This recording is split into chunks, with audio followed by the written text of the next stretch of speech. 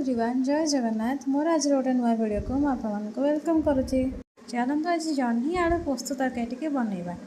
तो प्रथम जह्नी आलू को भलसे चोपा छड़े छोट छोट पीस कर काटी नेबा एवं कड़े सोरिष तेल पकई कटा जह्नी आलू को टे भल भाव फ्राए करनबा जमती पूरा सॉफ्ट हो कड़े काढ़ी नबा।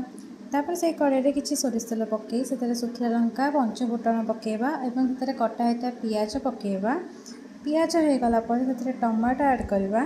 टमाटो को किसी समय भाजी नवा तादरे जमती कि सी टिके नरम हो से ऐड करवा अदा रसुण पेस्ट।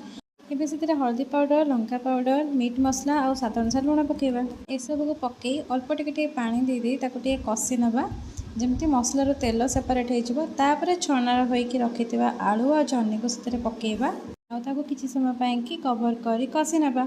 तो पोस्त को मुझे अध घंटा पूर्व भिजे रखी नहीं तार फाइन पेस्ट बनई देती। एबे कषा हो गला से पोस्तर पेस्ट को से पकई पानी दे किसी समय फुटाई छाड़देला रेडी हो गला जह्नी आलू पोस्त।